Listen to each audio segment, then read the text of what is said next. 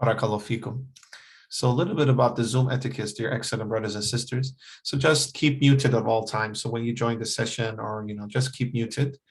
And no recording or screenshots are allowed. We will share the recordings in ISIP's YouTube channel approximately 2-3 days after the session for all of you to benefit from. And if Dr. Tarek will accept, we will ask if we can also share his PowerPoints, and then we will email to all of you who have registered for the session so you can get access to the PowerPoint. And that's something that we can discuss with Dr. Tarek, inshallah. All of your questions you can ask in the Zoom chat, and we will address them to Dr. Tarek during the Q&As. And if you need any live transcriptions, please press the More button in the Zoom and then just request, and you will get access to it, inshallah. All right, a little bit about ISIP's mission statement very briefly for all of you who are new perhaps. So ISIP, the International Students of Islamic Psychology, we want to be an inclusive space designed to connect people with diverse backgrounds interested in Islamic psychology. And we aim to disseminate knowledge, share resources, and discuss best practices in a free and accessible manner. So everything we do in the ISIP movement is free of charge, whether it's our task forces, all the works we do in our local and regional chapters, because we have local and regional chapters all over the world. From the Indo-Pak region to Southeast Asia to different African countries, Europe, North America, South America, and also Middle East as well. We also want to be a platform to enable further development of people's personal and professional interests, studies, and understanding of Islamic psychology within their communities and countries of origin. So we work on a macro level, but also on a micro level as well.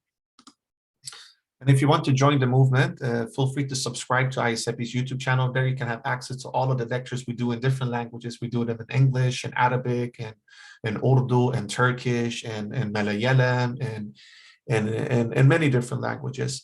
You can also join one of our Islamic psychology WhatsApp group for resource sharing. That's where we do a lot of resource sharing, events, articles, books, conferences, symposiums, you name it. These things are shared daily in our WhatsApp groups. And we will share all these links in the Zoom chat during the duration of the lecture. If you want to become a member and have access to our digital library, feel free to join to visit our website, www.isip.foundation. Membership is free of charge, of course, and then you can get access to our digital library and many other services as well, inshallah.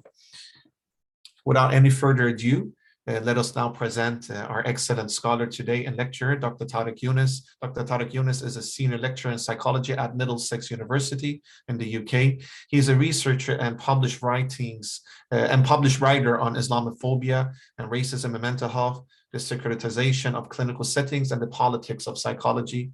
He's also a cultural and clinical psychologist offering therapy in different community settings. And this is just Dr. Tarek Younis, a brief certificate of appreciation from all of our members and all of our brothers and sisters in the ISIP. And this is for all the excellency you're doing and a recognition for the excellency in the field of Islamic psychology and also in psychology that you're contributing to, and signed by Sister Fatima and myself, inshallah. We will email this to you afterwards. Barakallahu feekum, Ustad.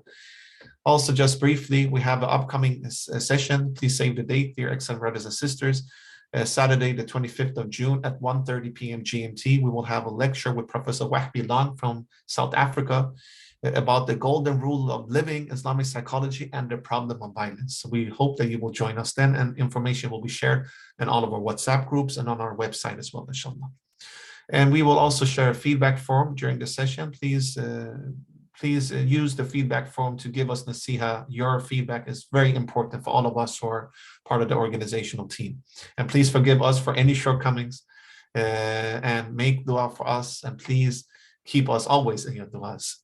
So without any further ado, let me stop sharing my screen and let's welcome now dear Dr. Tarek Younis. The floor is yours. Barakallahu feekum. والصلاة والسلام على رسول الله أشرف النبيين وعلى آله وصحبه وسلم تسليما كثيرا. First and foremost, I am very honored and privileged to be here today to speak at this really what is, mashallah, really fantastic and really prestigious. I mean, Professor Long coming in 2 weeks, series of speakers. So I'm very humbled to be counted among them, though I certainly am not as deserving as they are of that admiration, mashallah. I want to first of all, thank ISIP and everyone who works there for all the work that they do, and for giving me an opportunity to voice my thoughts. I'm going to go ahead at the same time and try to share my screen. So hopefully everyone can see that, and I pray that everyone can also hear me. As long as you can see and or hear me, I'm fine with either or. We should be fine, inshallah. Just a few thoughts, I think, before beginning. So I was just, very kindly introduced. So Baglafik, I think it's just important to sometimes outline, who a person is can be very indicative of, how they speak around a certain subject. And this is a really big subject. So the politics of Muslims and psychology, I just shortened it a little bit from the title that was officially given, just by the fact that it was a very long title. But I'll speak to all the themes about Islamophobia and the politics of Muslim mental health, of course. So my background was in sort of cultural psychology. So I was always very interested in the nature and the questions of epistemology that my brother Saeed had just mentioned earlier. And so it was through that already, when I was doing my doctorate, I was interested in Islamophobia and the sort of the politics of psychology as it relates to Muslims and how they see themselves. So the experience of the self, especially in the global north. And I'm speaking here specifically within Western societies. And I'm going to make a note of that because I do understand that people are listening in from all over. And I think there's certain contexts that I'm speaking towards. And a lot of my thinking has sort of revolved around how psychology, and the side disciplines. So when I say side disciplines, I'm talking about psychology, psychiatry, the disciplines of counseling. We often present them almost as monoliths. We present them as sort of having a certain voice, which has developed, let's say, scientifically to the point that we are at right now, rather than what perhaps in reality, the histories of these disciplines are very much laced with uncertainty, right? In the very beginning, psychology, is it a discipline of science? Is it a discipline of philosophy? All these different questions have always existed. And what's interesting, I think, historically and until today, as I'm going to talk about, how power and politics has always been a factor of these side disciplines.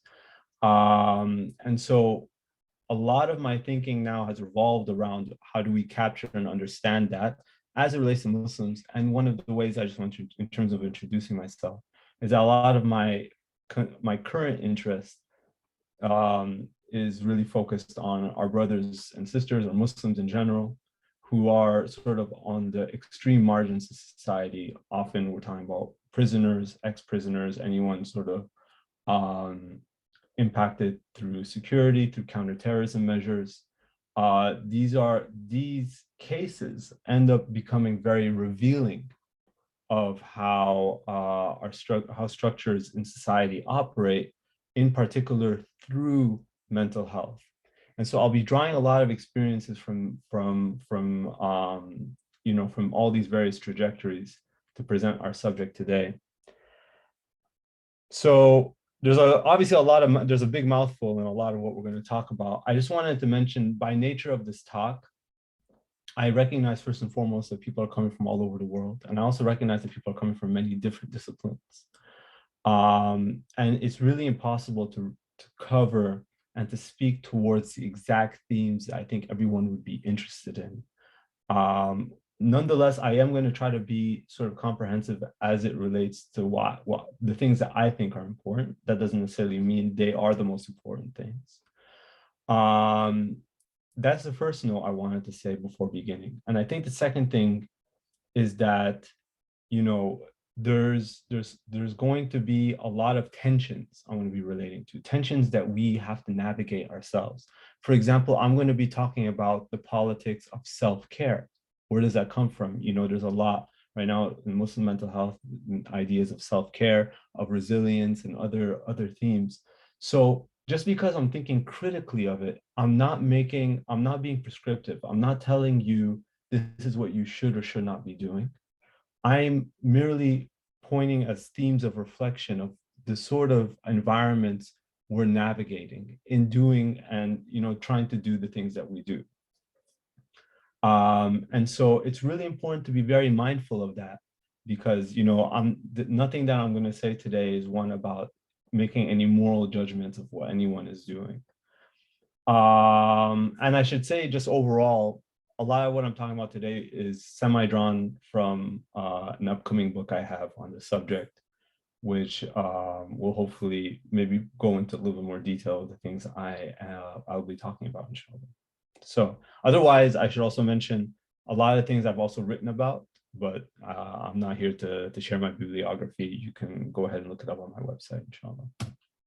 So here's sort of the main theme. I think that many people might come into this with different ideas, different perspectives, and even that question, right? Why the political? I mean, why even talk about politics and Muslim mental health? And I think there's something very significant in that question, that I think for many, it doesn't come as maybe commonsensical that, oh, yeah, of course, the side disciplines are political, and we haven't even defined what political is. That, we have to actually often take a step aside to think critically about the subject itself as it relates to politics. And I always appreciate this quote from Philip Cushman. So if anyone has heard me present, you've heard me share this quote before, where he states that there's more to the exercise of power than overt coercion and repression, more to the ills of our age than the absence of community and tradition. Therapists think that because they believe that the patient's mental health will automatically translate into a correct political position, they're not contributing to the status quo. And so there's something here about the status quo, and there's something about the fields of psychology, psychiatry, counseling, which might inadvertently reproduce certain structures of power, which marginalize some, which privilege others. And this is something that I'm really here, I'm trying to set up as a foundation. And so there's a certain key ideas we're going to start with. This is probably going to be the most theoretical slide. Really, my intention, inshallah, is to make all these ideas as digestible as possible. Again, this is all very much my perspective, my way of presenting this subject. Of course, people can come from different perspectives. So I think the first idea is not just thinking about the side disciplines themselves, but to understand that there is nothing that's apolitical within the contemporary world that we live in. The political, as well Halak explains, is all-encompassing upon all fields. Okay, so in every field, this idea of the politics and the political, in which power is attempting to reproduce itself, it's trying to maintain the hierarchies which exist in society, and maintaining especially the boundaries between who belongs and who doesn't. There's no such thing as, or it would be an artificial boundary to say there's psychology, psychiatry, and then there's politics. That's an artificial boundary. The second key idea is that of a very, I think, important idea. And this speaks, I think, in particularly to the Western world, to the global North, this idea, this therapeutic ethos. And the therapeutic ethos sounds like a complicated term, but it talks about how modernity sort of fixation on the self. It's really seeing everything through the prism of the self. And so often our discussions and ways of negotiating, if you look at the wider politics of identity, how do you identify yourself? How do you see yourself, right? So identity politics very much is a development from this. And like Nolan and Lash and others have argued, this idea of the focus on the self is one which obscures the political, right? So it's a way of, as I focus on myself, it becomes almost like a process or a veneer to dismiss power structures or power hierarchies in society. And when I talk about power hierarchies, I'm really trying not to get too theoretical or too complicated, but we can think about just the state itself. So the nation state trying to maintain its power or its sovereignty over its people. And so those two things are happening, right? Everything is political, and we live, especially in modernity, through our fixation of self. We focus on ourselves, which is one of the sort of ways in which the political is erased. And Martin Barrault, the famous, liberation psychologist from Latin America, he reminded us that psychologists and anyone sort of working in mental health, if they remain sort of uncritical of these power structures, they'll be inadvertently serving the status quo, which is one of the things I'll be talking about today. And so I'm going to be relating to some of the sort of status quo elements, I think, in modernity. And so these three sort of develop upon one another, and you just have to sort of accept them as key ideas. I'm not saying they're gospel, but just accept them, at least for the purpose of this presentation, until I'm done talking. In addition to one final point, which is that in terms of politics and the political, here in the West, Muslims have a very unique relationship with the West. So when we're talking about who Muslims are, what they signify in public consciousness in the Western world, they're not just one religious minority among others, right? So there used to be this multicultural frame. Oh, okay, there's Jews, there's Christians, there's Muslims, right?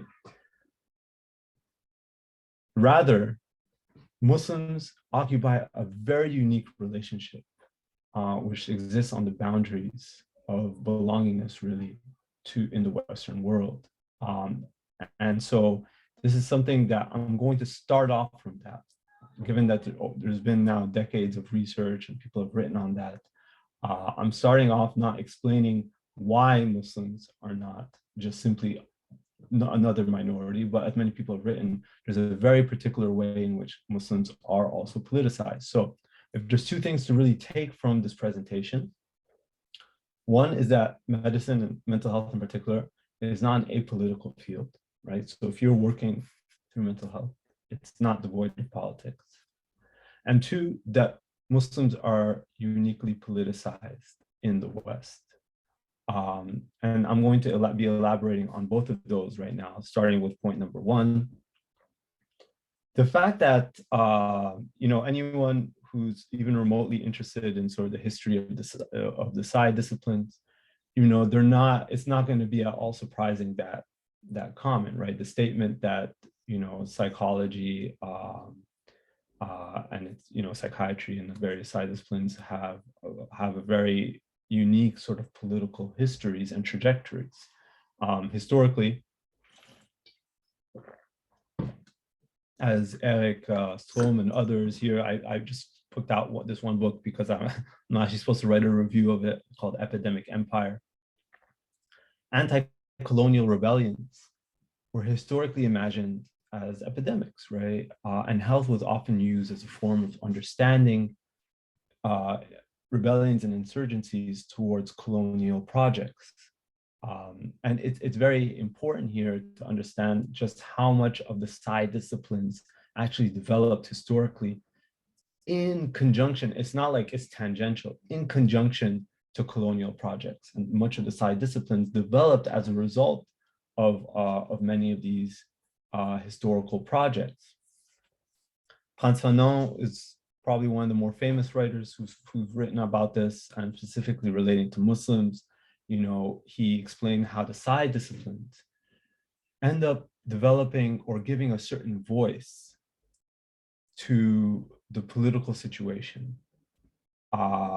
which in fact depoliticizes. And he talks about, for example, Muslim anger towards colonization, was medicalized, not necessarily because, oh, these communities don't, don't like being colonized, but really their anger is almost was psychologized as a feature of Arab and Muslim, psychology. And these disciplines developed and continue to develop, as I'm going to explain, a very particular way of politicizing certain subjects or certain elements and depoliticizing others.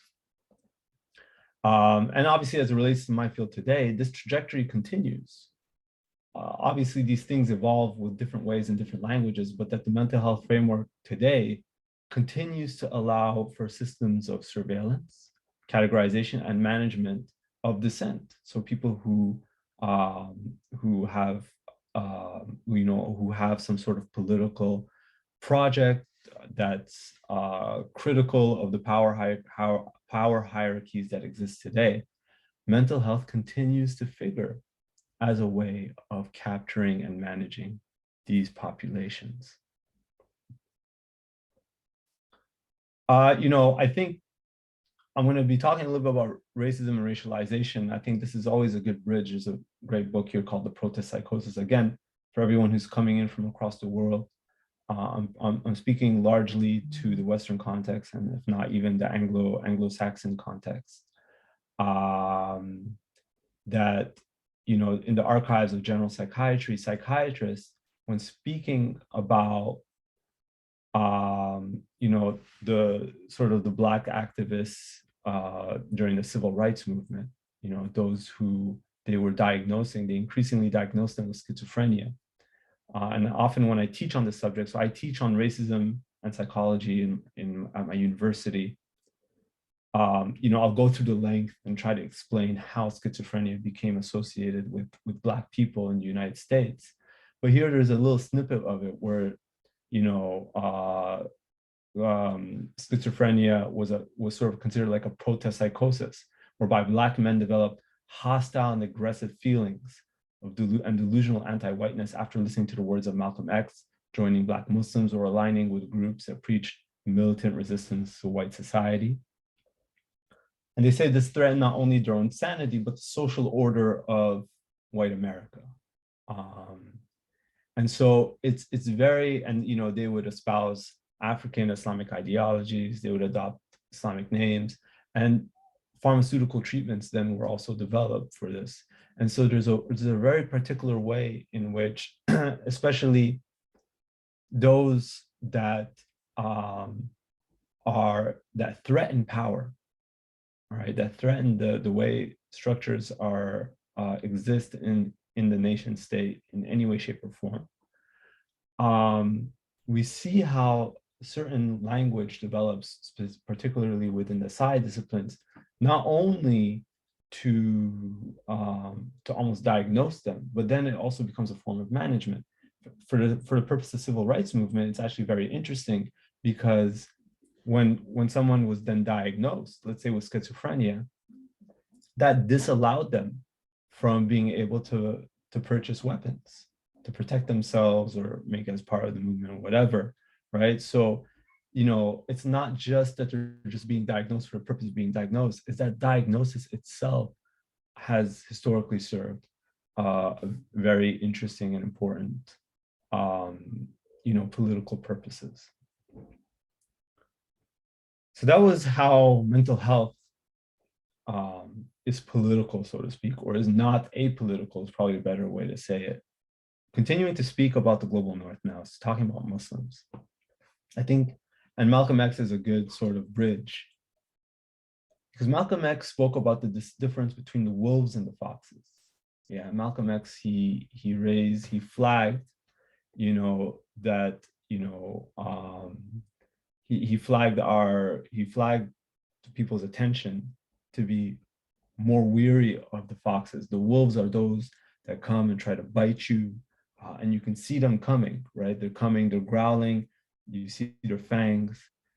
The foxes, however, come to you with smiles, right? And they try to lure you in with a smile and then bite you when you come close. And I think this distinction is very important when we think about how Muslims are racialized and how Islamophobia operates in the contemporary world. Because I think often we think about Islamophobia, and if you're going to understand it as a form of racism, we think about racism more broadly. Often in society today, here in the in the contemporary context in the global north, when people refer to racism, they're thinking something along the line of what I call like traditional racisms, right? So it's kind of like this wholesale hatred and demonization of entire groups. Oh, I hate Muslims, I hate Jews, I hate Black people. That's a sort of racism, and it's illiberal. So it's one that even in societies, so liberal capitalist democracies, have a problem with that sort of rhetoric. They're going to try to manage it. And often they're thought about, like, let's say that today, in Europe and North America, I'd be thinking about the far right, right? So these wholesale demonization of groups. But really the issue that we're facing today are these liberal racisms, are these foxes, which is not a wholesale demonization of groups. So it's not coming and saying, I hate all immigrants, or I hate all Muslims, but rather there's some good Muslims and there's bad Muslims. There's good migrants and there's bad migrants, right? And so it's creating this register between those who are good and therefore belong, and those who are bad and therefore don't belong. And the way this register works is that it often operates according to different sort of ideologies and social conflicts, like nationalism, like the war on terror, as we know for Muslims. So a good Muslim is one that supports the war on terror and supports counterterrorism efforts. The bad Muslim is the one who doesn't condemn terrorism when it occurs, right? So there's these particular registers. Now, the reason why this is very important when I'm talking about psychology and the side disciplines is that the way this liberal racism operates is often not, again, if it's not this wholesale, I hate Muslims, it's operating through different logics, using different discourses, different words, without saying it like, oh,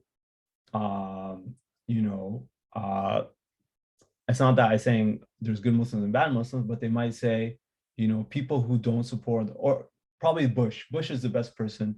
I'll never say this line ever again, but I'm going to say it this once and then never again. Bush has a very great line, which goes, you're either with us or against us, right? So there's these boundaries which are always reconstructed in society, and they're colorblind. And colorblind in the sense that they're not speaking out to particular groups. These registers are not going out to particular groups. So they might say terrorism in general, right? Anyone who supports terrorism or a terrorist group or whatever, they're the bad guys, and anyone who doesn't support us in fighting them are the bad guys, and everyone who supports us in fighting them are good guys, right? And so there's a way of erasing the significance of race and how people are racialized. And I'm going to point out how psychology ends up playing a very important role in this. But if you're following me so far, racism and Islamophobia is not just this fringe psychological prejudice, but that groups are racialized. So when you hear me talk about Muslims, I'm saying they're racialized. So I'm talking about racialized Muslim whose Muslimness is made apparent, according to the dominant ideology and social conflicts that they're in, right? So if we think about nationalism, why is nationalism so important? I'm going to give that example later, but Hannah Arendt famously said about World War II Germany that the nation killed the state. Why? Because this idea of the nation is itself racialized, right? So if we think about who's Quebecois, who's British, who's Danish, who's French, right? In public consciousness, it's immediately has racialized connotations of belongingness. And we see that particularly right now in policies like the ghetto policy in Denmark, or by non-Western people. Literally, it's written in the policy in certain neighborhoods that certain neighborhoods have to essentially be gentrified according to the state because it has too many quote unquote non-Western people, right? As opposed to Danes. So there, this idea of nationalism is already embedded very explicitly in the policy. And so you can be attacked as a Muslim, which we know happens, because you are racialized as a Muslim. right? Which is how it happens towards Sikhs, for example, and anyone who appears to be Muslim, they are racialized as Muslim, right? And so I'm going to talk about this point of racialization. I really want to point out one of the reasons why it's important for us to complicate our discussion on race and racialization as the way I'm talking about it right now. And this isn't even important for us as mental health professionals, because I think many people often talk about these issues of politics, especially right now in a post sort of George Floyd moment that has continued until now, that it's all about, educating white people about, what it means to be a minority.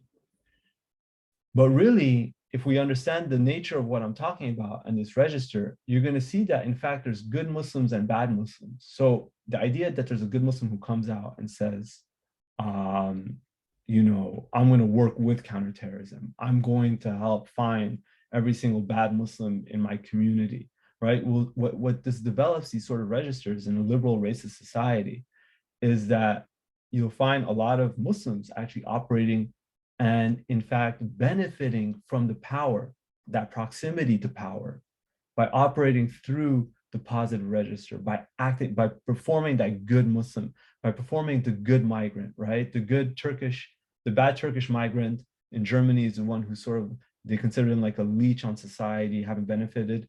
And the good Turkish migrant in Germany is the one who develops the Pfizer vaccine. Oh, they took the resources we gave them, and they're worthy of being migrants. I'll give the example of psychiatrists perhaps at the end.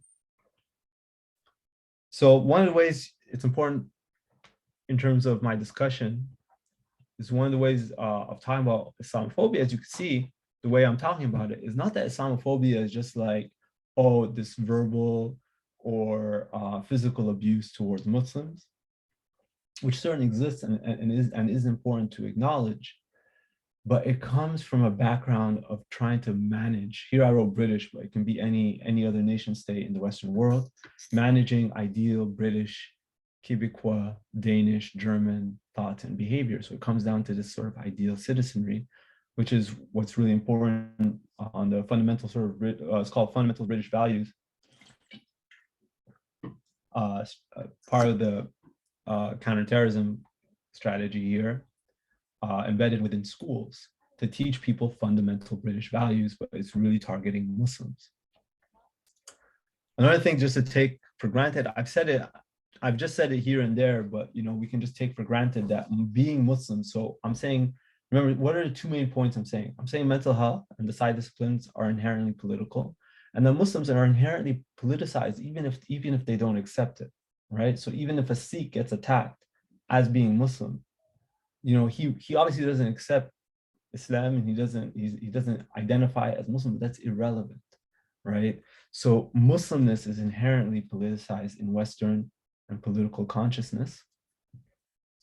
And one of the things that's important here, just for the purpose of my presentation, is that Muslims are racialized to threat, right? So they're already on the boundaries of belonging, but there's a long history of how Muslims are sort of racialized to threat, to fanaticism in the public imaginary. And there was a really interesting study that was done that I like to highlight, and it's an empirical study trying to understand, where does the fear of terrorism come from?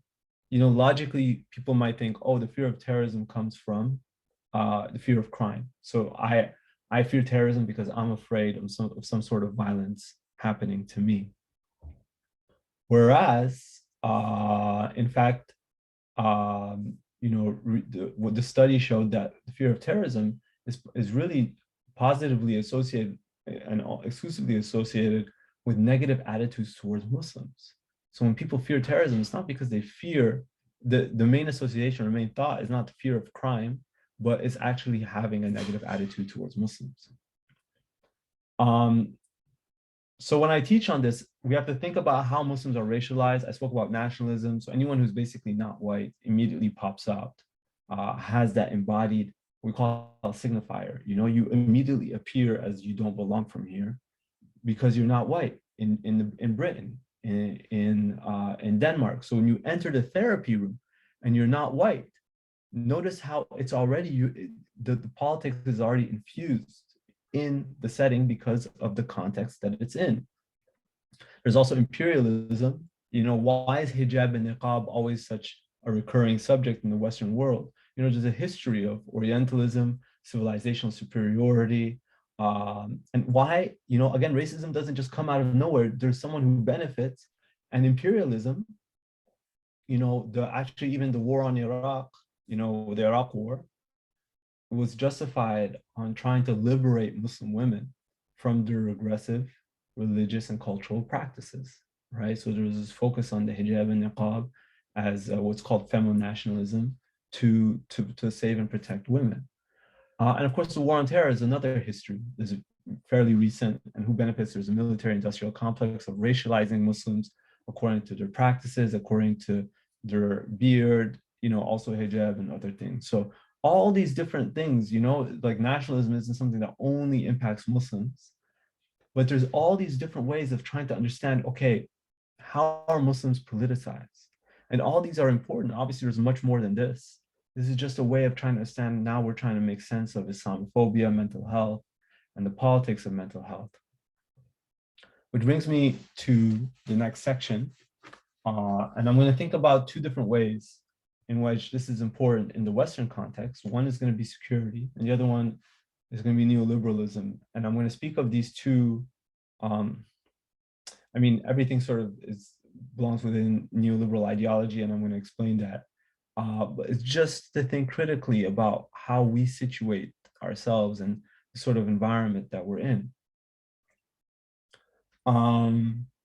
So one thing that's increasingly obvious that's happening and that people have written about for a very long time now is that we live, the modern world, especially in the Western world, is built upon risk aversion. So trying to maintain and manage risk in the future, right?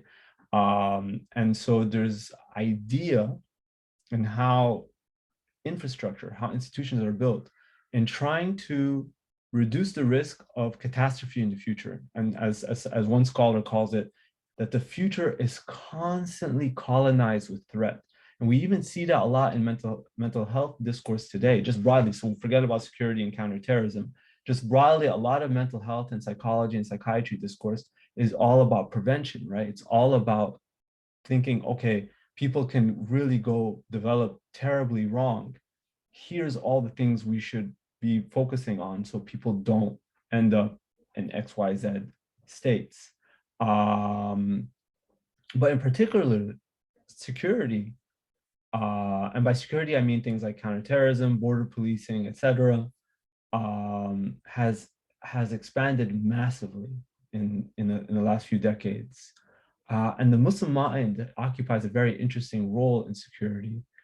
Here on the right, there's a report that I'll be relating to, racism, mental health, and pre-crime policing, whereby there's a growing sort of investment in mental health as a way of identifying, managing people who, when I call pre-crime, people who might do an act of violence in the future, maybe, right? And trying to make sure that their minds are sort of captured and treated before that.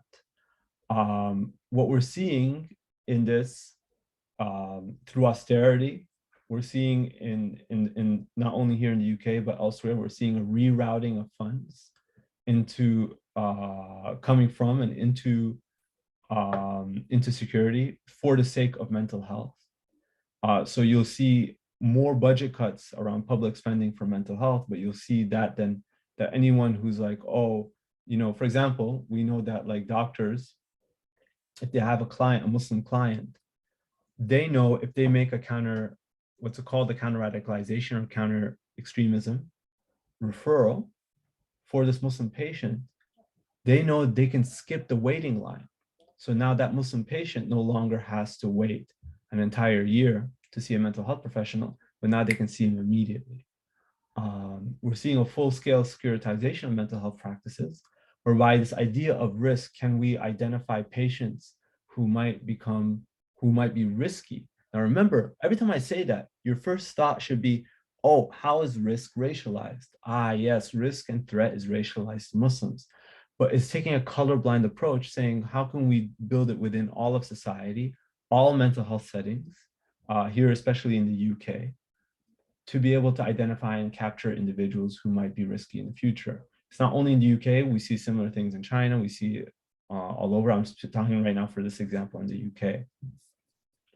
And therein, we see also a disruption of safe spaces, which I don't have to focus on right now. So I'll bring in two case examples very quickly. One is that of a Muslim patient.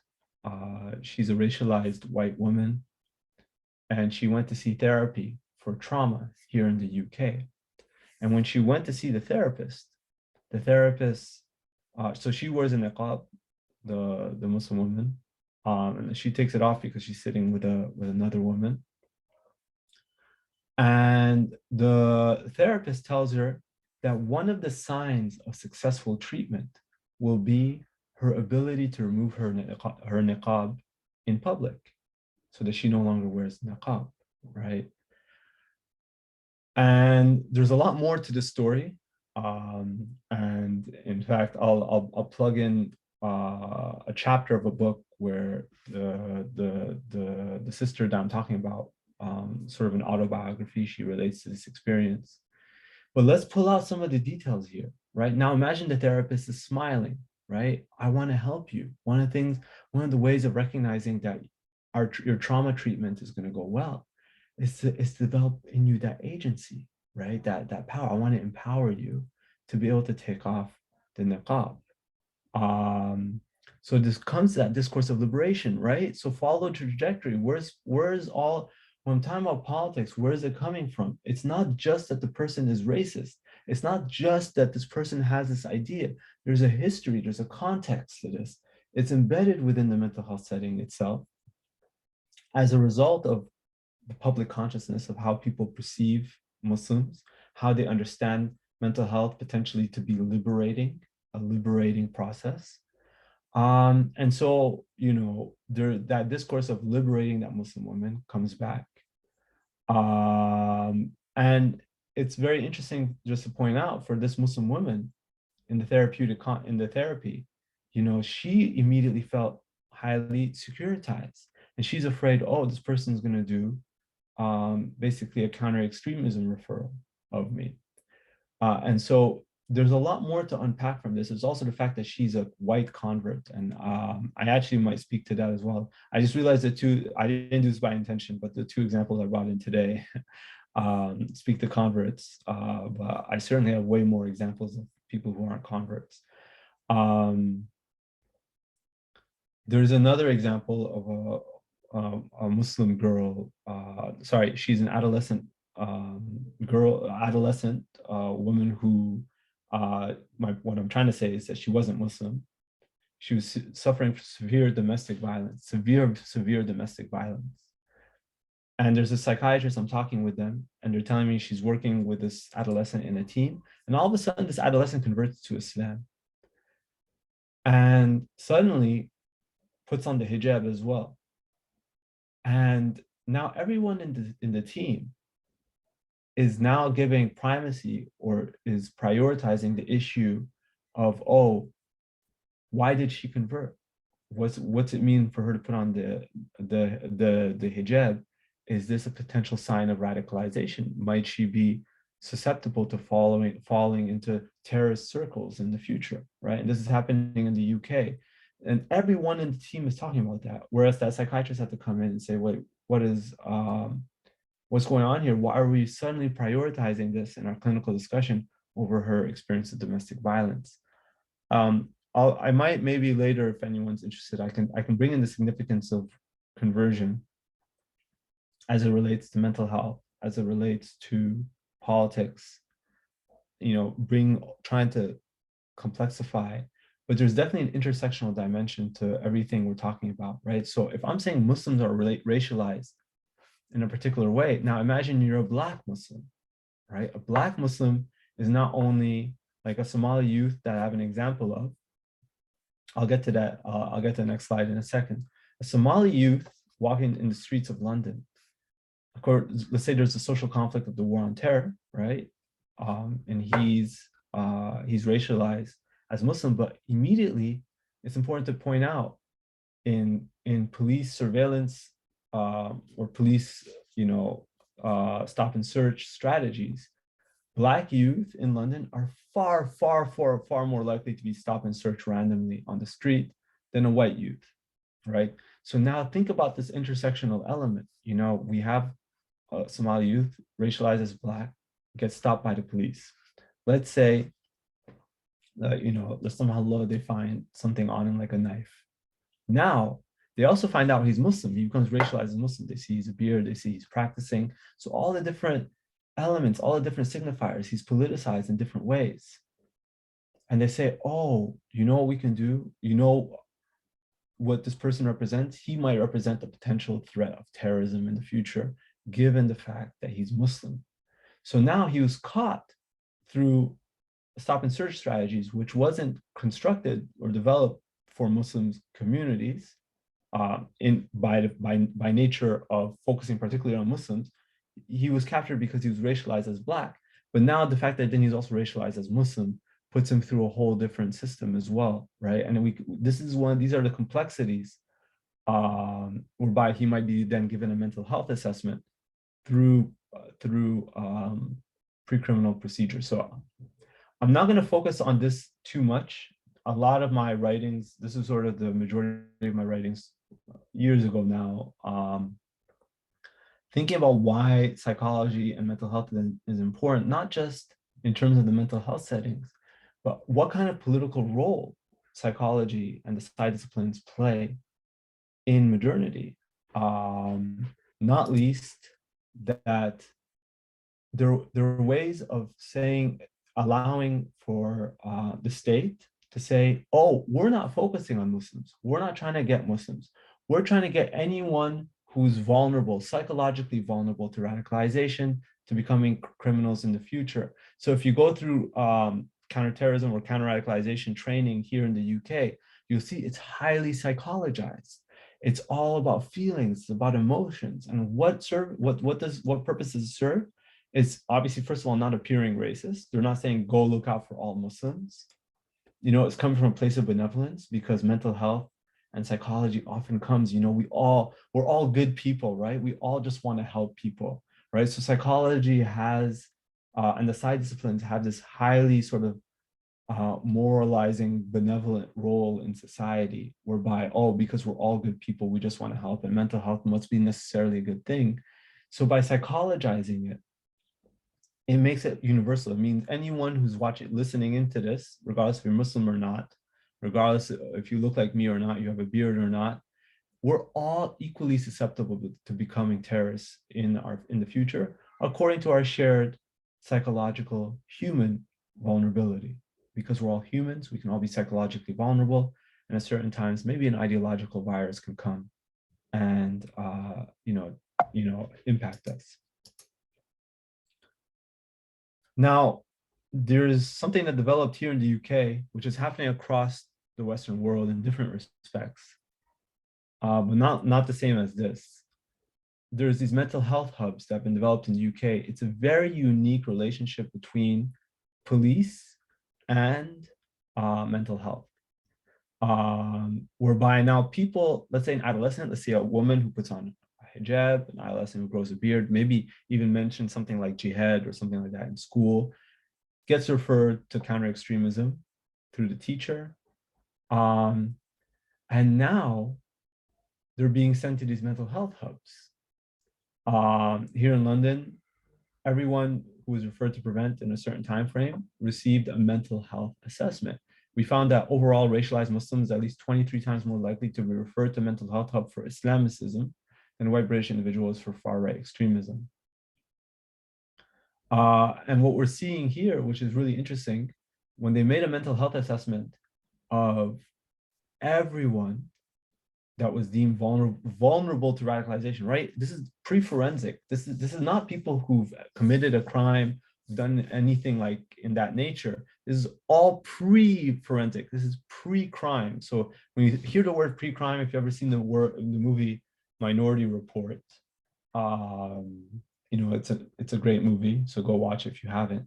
But Minority Report actually that Pre-Crime comes from that short story that Minority Report is based on, which is trying to prevent and predict the future, right? And trying to predict and prevent, violence in the future. And the police writing this report, okay, so now all these people are their teacher, someone suspects, oh, this person might be a threat in the future. Okay, remember, threat is racialized. So it's largely Asian, as in like Pakistani, Bengali Muslim adolescents. The police are referring all these people for a mental health assessment. And they make an interesting observation. They're saying, oh, the stress is very, very low. It's the police that are writing this. Conversely, emotional behavioral dysfunction is very high, which is not really a diagnosis, just saying that someone has issues with anger, someone has issues in terms of acting out, whatever. And what's interesting is that they note that the stress is high. Now, if we think about issues that matter to Muslims, the same as Muslim adolescents, like Palestine and the continued occupation of Palestinians and Palestinian territory, right? The Israel's sort of settler colonial project. People are legitimately very, very angry, and they go and they might air out their frustrations. And let's say that gets flagged as an extremism issue, right? Now, what's interesting here is think about the role of what the side disciplines are doing. Instead of this sort of potentially being acknowledged as a form of, okay, this person is distressed by the reality of the context they live in, it's being diagnosed in a very particular way. This person has issues of managing their anger, for example. And this is a very particular example, and obviously I'm extrapolating, but there's a historical trajectory we know of the side disciplines that does this, and we see this playing out very much so right now, not only in the UK, but across the global north, of how of how Muslim experiences of issues are sort of recognized and then reinterpreted. Remember what I talked about depoliticizing, historically speaking, what the side disciplines were doing, depoliticizing issues. They're not distressed because the moment you say distress, that means, oh, this issue might be legitimate and it's worthy of distress. Whereas if it's emotional behavior, what does that do? It brings it back into that therapeutic ethos. It brings it back into that issue of the individual themselves. Now, shifting gears, I said I'd talk about security and then neoliberalism. I think there's other ways of thinking about how politics, as it sort of comes to power, the way state enacts power in terms of managing certain populations. One thing that's important about neoliberalism, which is a mouthful, okay? The only thing I'm going to talk about when I'm thinking about neoliberalism is and these neoliberal policies are really they're across the world, but I'm going to focus on the West and the global North. In that, it ushered forth austerity, which is sort of cutting back budget cuts. So we're cutting back in public funding. So whereas there used to be community centers, let's say mental health community hubs, whatever, and the state used to invest in that, neoliberal policies are one of cutting back. The state doesn't want to invest at all in these public structures, right? And so they're literally gutting all this public infrastructure, like community, community centers, housing, whatever it might be.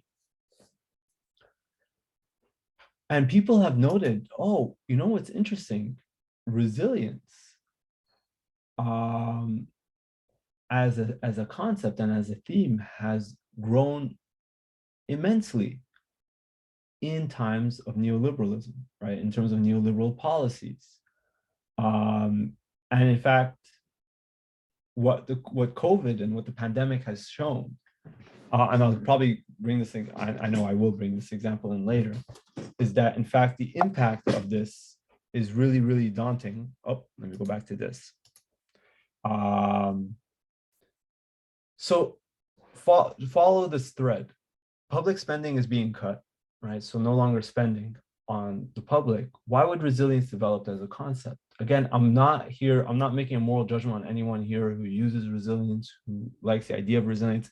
I'm also not talking about if resilience is part or not part of Islam. Even if you think resilience is inherently a foundational element in tarbiyah and, you know, our development of self and faith or whatever, that's totally irrelevant, because the moment then it becomes embedded within the structures and society it's in, why is it given priority, right? And actually, that point speaks to everyone here who's a mental health professional. The fact that you're enacting certain mental health practices is because it's made to be allowed to write and talk and speak about mental health in a certain way. And the reason why resilience is promoted is because if we're cutting back from public spending, then conversely, one thing that we're doing is telling people and trying to develop in them a resilience to, you know, falling ill, right? And being in need of support, right? Because now the support structures are being cut out. You're cutting out support structures. So now we want to develop in people a resilience that they don't fall at all in the first place. And Muslims, as I give in this example, I'm not pointing out any of these organizations in particular. I'm just speaking largely how we, especially among Muslim mental health professionals, we play into that as well. And another sort of example of this is self-care. Now, self-care is very interesting because it follows through with the exact same logic as I said before. Many of us talk about self-care. We promote self-care. Again, I'm not making a judgment to anyone who uses self-care. I'm saying, how is self-care sort of grown and become popular? And it used to, self-care came, I mean, Audre Lorde, she spoke about self-care in the 80s as a form of sort of radical resistance, because Black women, you know, historically, you know, so much of the way they were politicized is one of being of service to others, always being of service to others and not really being able to take care of themselves, right? And now for shifting, you know, after decades of sort of neoliberal policies, we see a growth in self-care in general as a discourse of trying to promote self-care. And again, it belongs within that same logic of austerity. We cut back on public spending. The state is no longer trying to create support structures. They're trying to responsibilize us to take care of ourselves. And we saw that in COVID. When I talk about this with my students, you know, during COVID, during this time, you may be bored, frustrated, lonely. You may feel low, worried, anxious, concerned about your health. These are all common reactions. Everyone reacts differently. It might impact the way we think, feel, blah, blah, blah. It's important that you take care of your mind as well as your body. So the UK, especially because it was gutted by so much budget cuts in public health and in health spending in general, just like wildly just gutted. Neoliberal policies have really impacted the UK. You know, they're not saying, oh, we have all these support structures to help you if you're feeling bad. They're saying, take care of yourself, right? Where is this coming from? So now my whole point here isn't to say don't use self-care.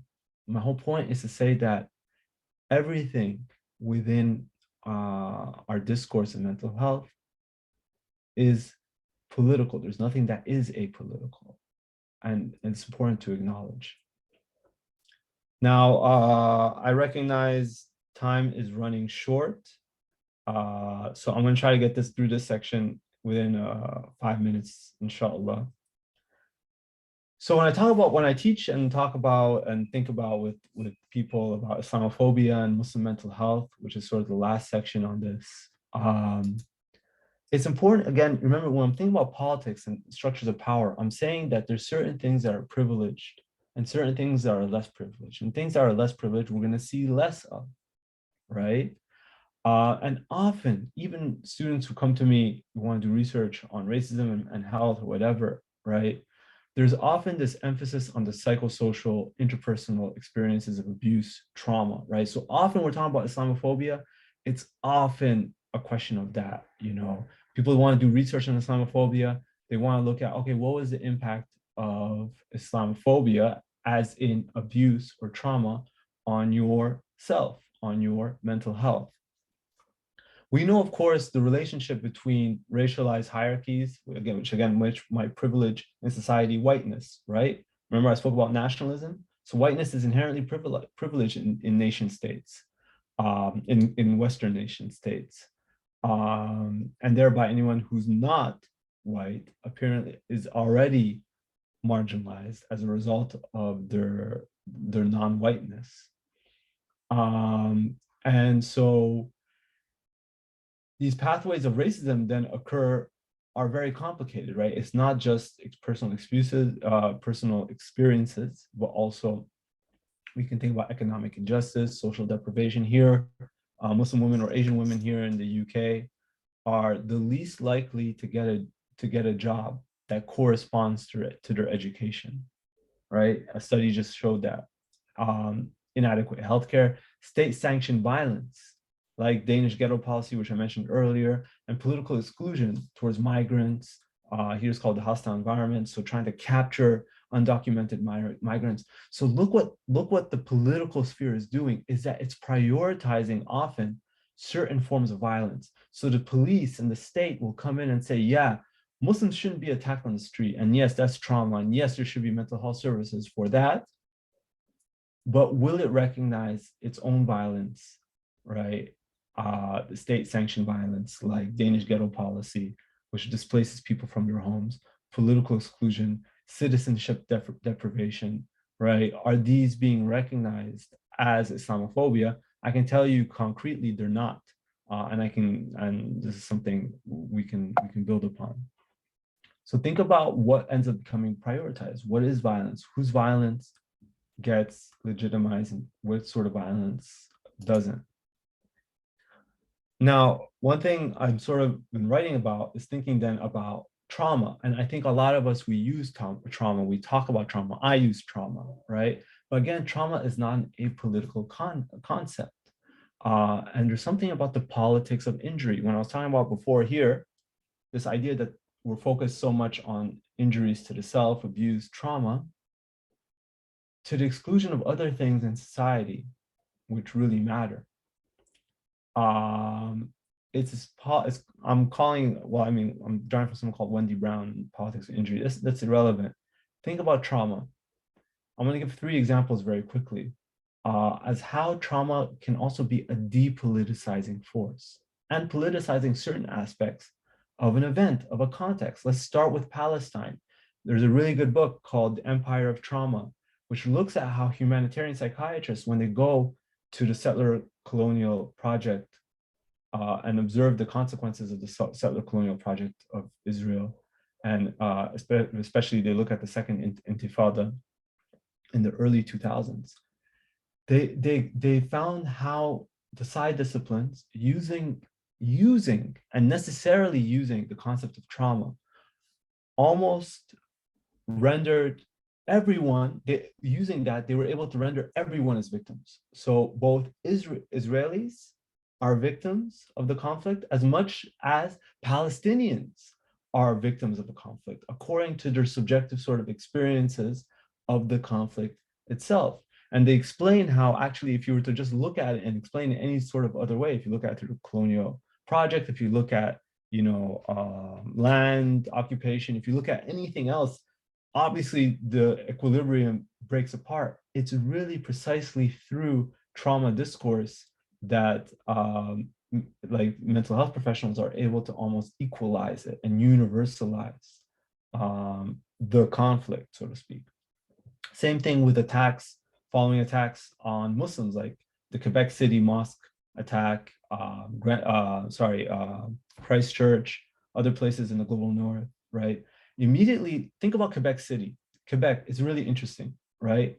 I spoke at the funeral, at the janazah, and again, highly politicized. Think about the sort of emotion. I write about the sort of emotions I wasn't allowed to speak because as a racialized Muslim man, I can't express my anger, or at least I withheld from myself expressing anger towards the state for decades upon decades of Islamophobic policies and politics, really.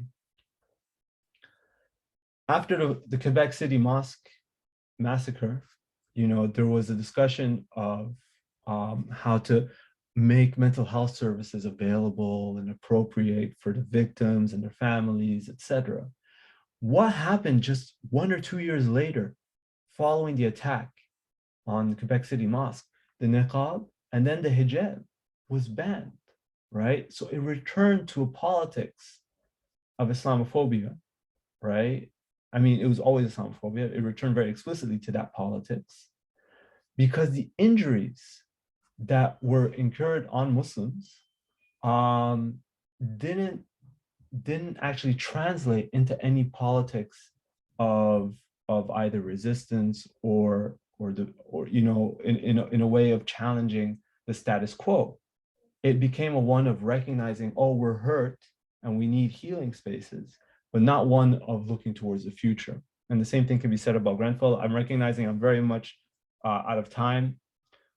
We could talk about also how trauma discourse becomes a way of making certain Muslim suffering legible, and i.e., creating a space for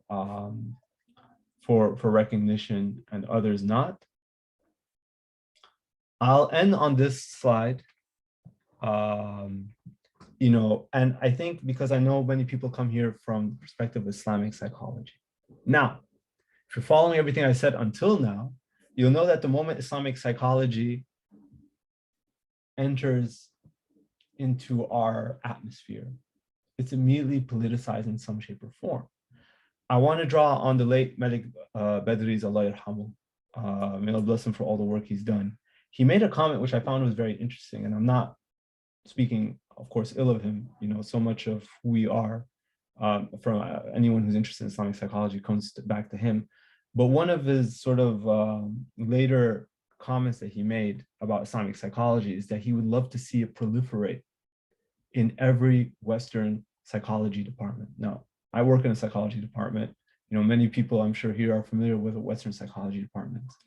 What does it mean to mainstream Islamic psychology? If we think about the politics of that, if Islamic psychology becomes mainstreamed in a certain way, what does that entail? What does that tell us about what Islamic psychology is allowing and what it potentially disallows in terms of power, right? So I'm opening a question there. If we think about the alternatives to mainstream psychology, which we see today in the West, and they come from Marxist critical theory, post-colonial theories, queer and feminist theories, right? Would then Islamic psychology then also be an additional alternative? Or is it also then become subservient to mainstream thought and political structures? Is it then, does it serve a political project? If it serves a political project, what is it serving towards? Is it one of just recognizing the injuries of Muslims and trying to create a space for Muslims? Or does it have an aspiration towards the future beyond the political structures that it finds itself in? Now, that's a very complicated way for me to stop talking, but I'm just going to go ahead and end on these very ambiguous notes and open up for discussion, inshallah. Barakallahu feekum, dear Dr. Tarek Younis. Thank you so much for a very, very eye-opening lecture in many ways. And I think for all of us who are interested in Islamic psychology and psychology and generally in health, we need to definitely try to reflect upon a lot of the notions that you raised in your very excellent presentation. So I want to thank you so much. And there's been a lot of reflections in the Zoom chat. So let's start by giving a round of applause to your excellent brothers and sisters and participants, to Dr. Tarek. Thank you so much. You can either use your digital applaud button, or you can open up your cameras and just do a physical applaud as well. Barakallahu feekum, Ustad.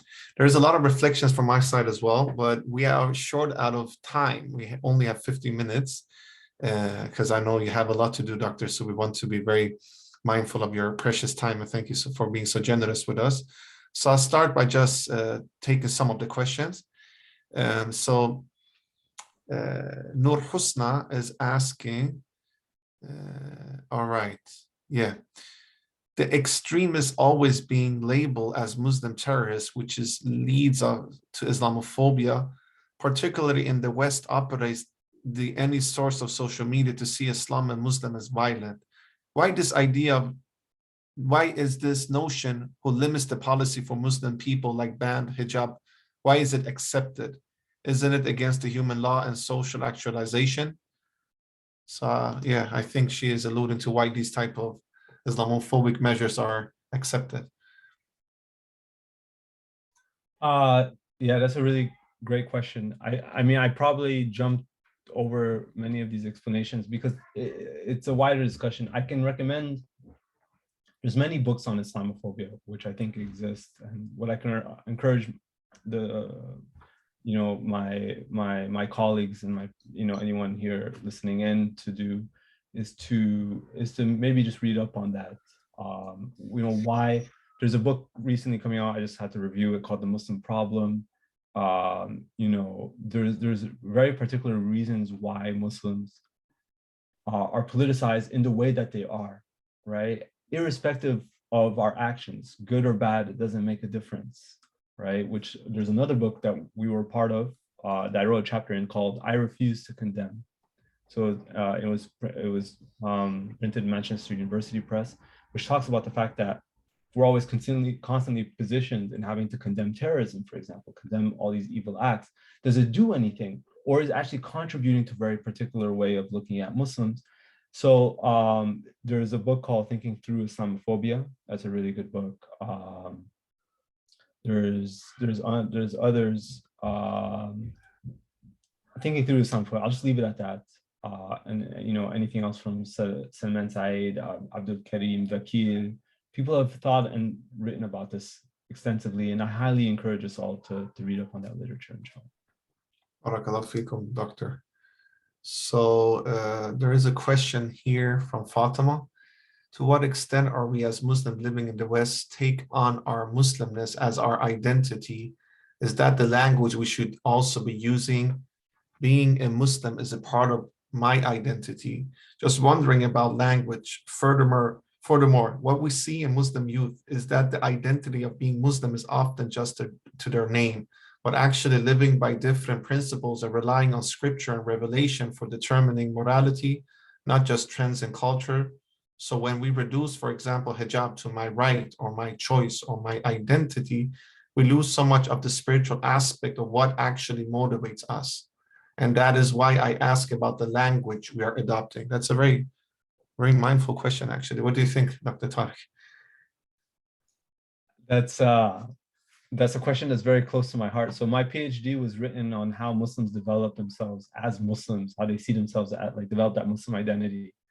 And I hated it. I hate my PhD. I hate identity. So I'm just going to put that aside as a flag.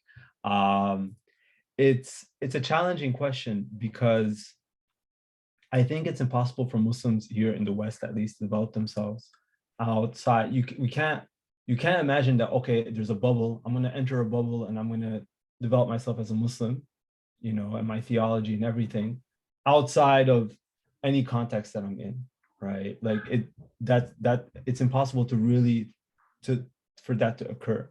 What I found in my research during my PhD is that many Muslims, in fact, even though they feel like their Muslim identity developed in complete isolation of itself. So they're like, oh, I read the Quran, a hadith, whatever, I follow certain scholars. When we actually sit down and talk about it, we recognize how much their way of seeing themselves really developed in according to the context, right? And often a context of Islamophobia. So I think to answer a question maybe you didn't really ask, what to do sort of moving forward, there's all these sort of identity politics, there's culture wars, there's all of that. I think first and foremost, we need greater solidarity among Muslims, especially for those who are most marginalized, right? Yeah. So, it's very easy for me to come in front of you guys and talk. but it might then become difficult to go out and support people among Muslims who have become securitized, Muslim ex-prisoners, things like that. I think we need to think less about how we develop in terms of identities and more how we develop as a community and how we tie ourselves together as a community, beginning with those who fall through the traps, who are most marginalized, right? Like that's our sense, like our frame of mind should start thinking less about me in general and more about us. What are we doing together to focus on sort of the repercussions of the political structures that we're in? And I hope that somewhat answers a question that you might not actually have asked. That's a great answer. Thank you so much for your mindful explanation. Just to allude to the notion, I guess, Dr. Tarek, I don't know how you think, but it feels like sometimes, like I love Malcolm X, mashallah. He is one of the greatest Muslim leaders of all time, and may Allah bless him, for all the contributions. It's quite interesting when you look at Malcolm's personal development. Like, I haven't been a practicing Muslim my whole life. I used to be very much an activist in many ways. And I felt like I, in my activist time, lost a connection to spirituality, actually, in the sense. And what actually captured me was that I focused on the first part of Malcolm's life and not in the last part of his life. And now when I started my suluk and spiritual wayfaring, I started to focus the last part of Malcolm's life, which was very much spiritually inclined in a different way. Not that he was not spiritually before, but he went through a development like myself and many others, right? And I feel sometimes that we lose that aspect of Malcolm when we speak about justice and solidarity and the spiritual aspect of him, which was so remarkable, like what he saw when he went to Mecca and back. Actually, he met Professor Malik Badri, rahimullah. He met him in Sudan and then in Lebanon. And we had this anniversary for remembering Professor Madri, rahimullah, because he passed away last year. And his wife actually mentioned their encountering in Sudan and in Lebanon, which was amazing, So I guess the question perhaps alludes to some notions that a lot of us feel who are in our spiritual journey is how do we balance that? Because sometimes when we are in these activist fields, fighting Islamophobia, which we should do, and fighting for social justice, which is very important. We tend to also, at least I speak for myself, I don't judge others. This is very self-critical of myself. And please forgive me, any brothers and sisters, because this is only from my self-work, because I know others are very successful in it. I wasn't. I lost myself in that aggression-fueled activism. And I guess that's where the sacredness comes. How can you connect sacredness to that activism? And I feel like what Malcolm captured in the last part of his life is something that I want to achieve. In order for him to come there, he needed to go through all the trajectories in life. I guess that's the same for me. I needed all the trajectories to come to a notion. Now, I'm just a little finger of Malcolm because Malcolm is our leader. And I, in my way, is one of the most important figures in Islamic thought, historically and contemporary era. So I guess what we could discuss here perhaps, and I want to pick your brains on this, Doctor, because mashallah, you're so knowledgeable, is how can we strike that balance? Because there is a necessity to work to do a social change, but at the same time, how could we do it Islamically and perhaps spiritually inclined? I hope you understand my question. Barakallah fikum. Yeah, barakallah fiqh. I think that's a really excellent question, mashallah. I mean, all the questions are excellent. And I think it speaks to, what it means for us in general to mobilize. And obviously, what we see among many Muslim youth is that, they might mobilize through sort of the various structures which already sort of exist in different ways, right? And obviously there's a whole point of identity politics. I think because it's a broader question, I'll just make that point, I think, that I was making before.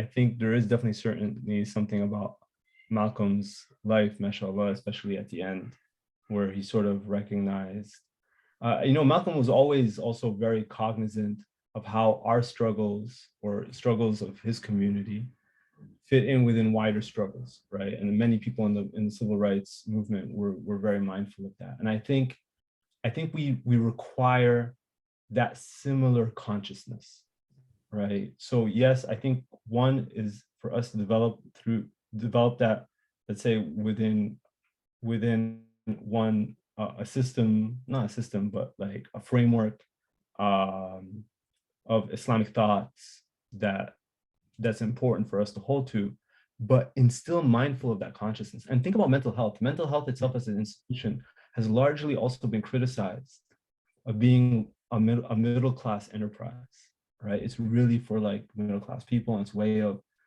you know, maybe almost diagnosing. Some people have argued diagnosing and being able to manage people like the lower class, for example. Now, regardless of what we stand on that, you know, the idea that mental health as a, you know, as a practice is largely middle class, I think there's some merit to it. Although, of course, there's something about how trying to make it as accessible as possible.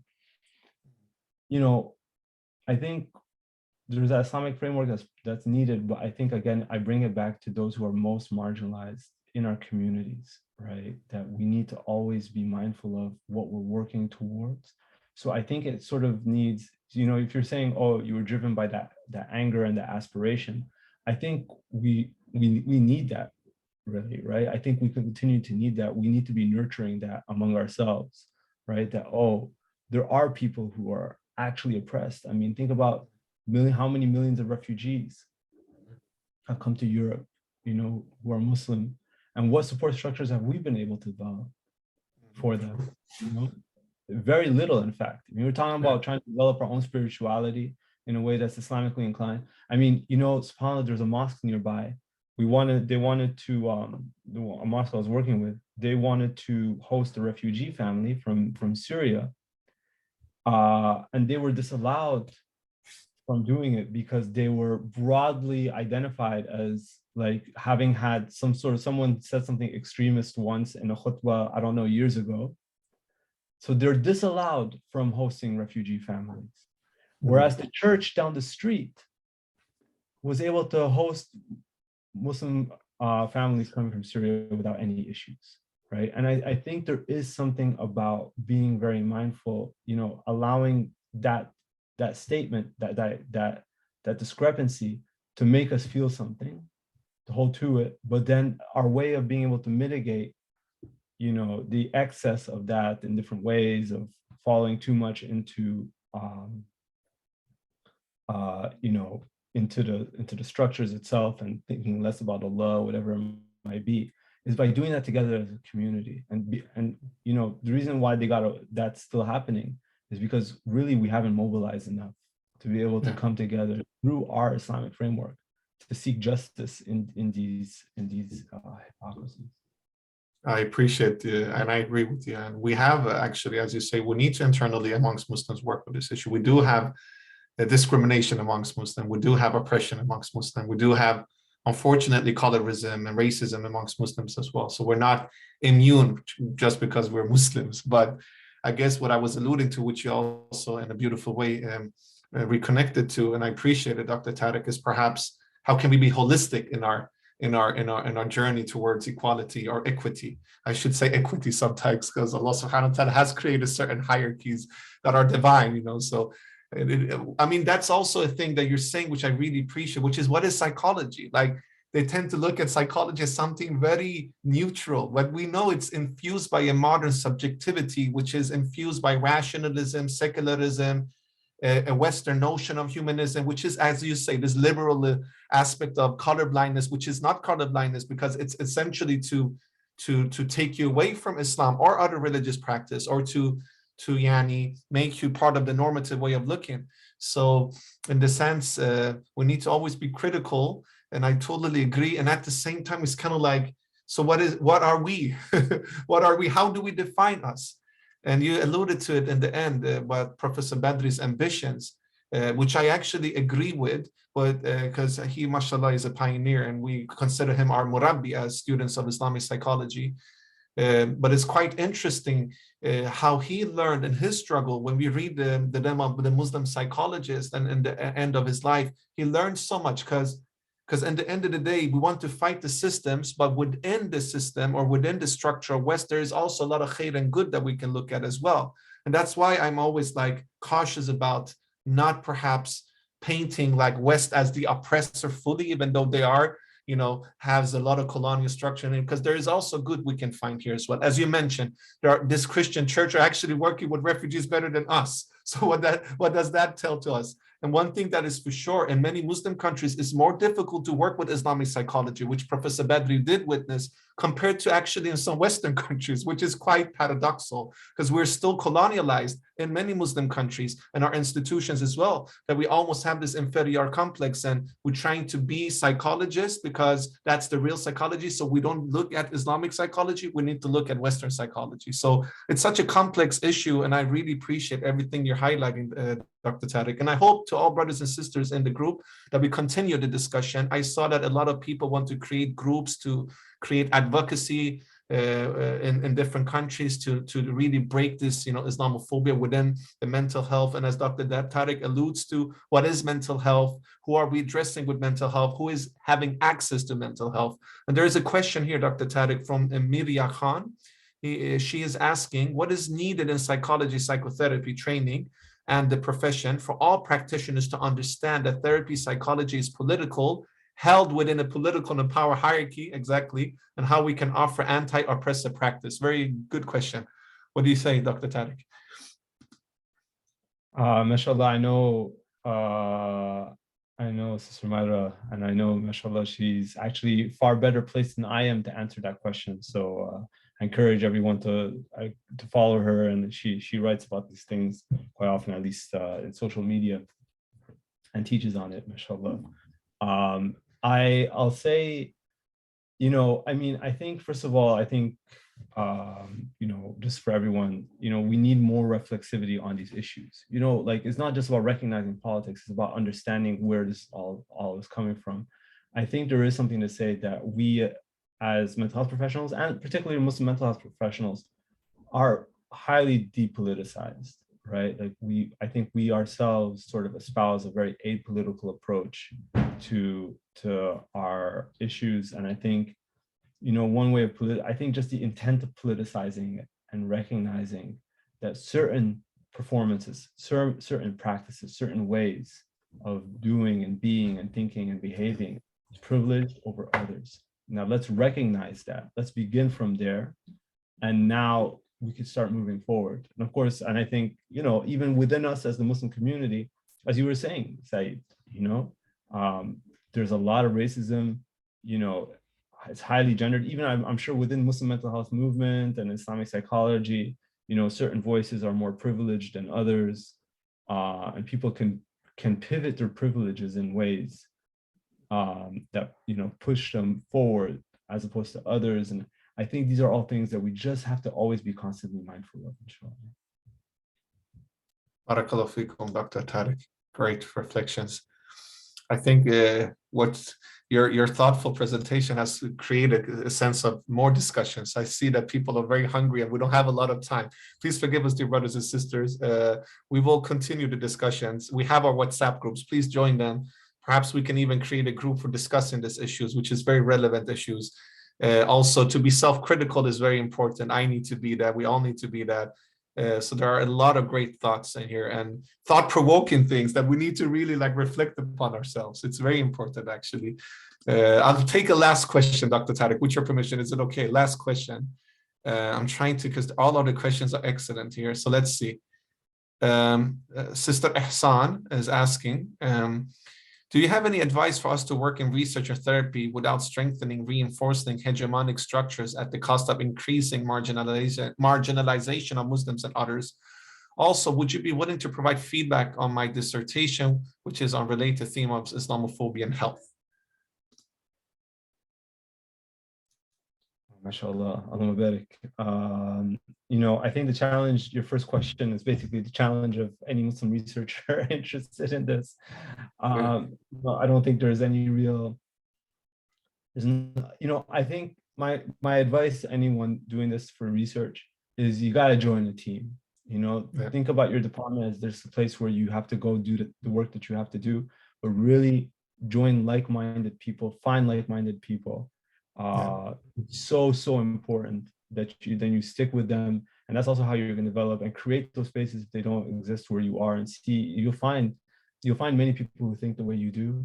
And I believe it's important for us, even if you're a psychologist or a counselor, whatever it is, if you're in a particular department, You got to think outside those boundaries. These boundaries themselves are artificial.